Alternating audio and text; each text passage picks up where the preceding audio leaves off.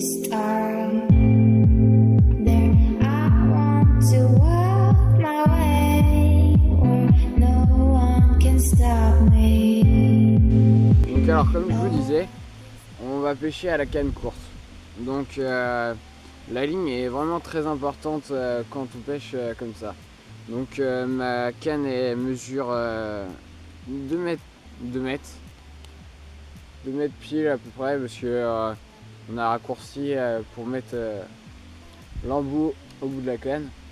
Donc la canne doit être rigide. Donc en fibre de verre, comme elle est pas très longue, elle est pas lourde à porter. Donc voilà, alors le fil. Donc le fil c'est du 10 centièmes. Donc vraiment fin pour justement mieux voir les touches. Si on pêche à la canne courte, c'est pour la friture. Et donc voilà.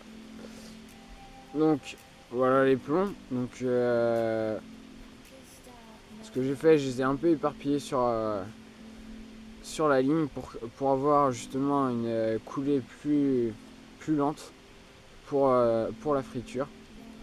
Et donc pour cela un hameçon de 20. Donc je veux pas baisser non plus trop l'hameçon. Si on passe à du 22, ça va être vraiment trop petit.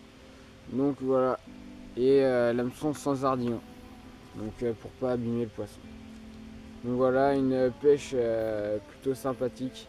Ici on sait qu'il y a beaucoup de poissons à faire.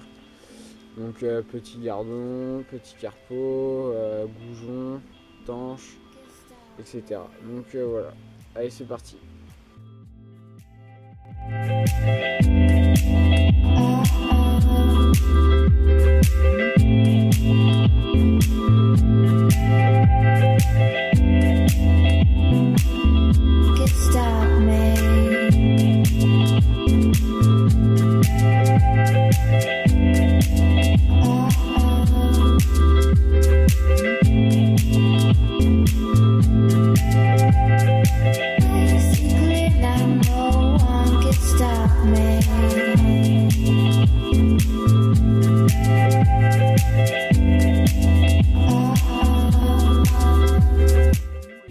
Des pinkies, donc rouge et blanc, donc les principales couleurs pour les asticots, donc celles qui marchent le mieux.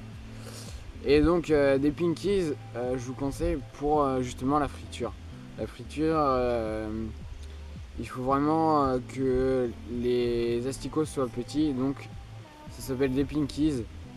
Et donc ils sont relativement petits et fins. Donc pour que le poisson l'avale mieux et qu'on fasse pas de touches ratées. Et donc si il y a des plus gros gardons, donc je vais passer à des asticots blancs, donc qui marchent aussi un peu plus gros. Donc voilà, on va tester tout ça et puis bon bah maintenant place au poisson.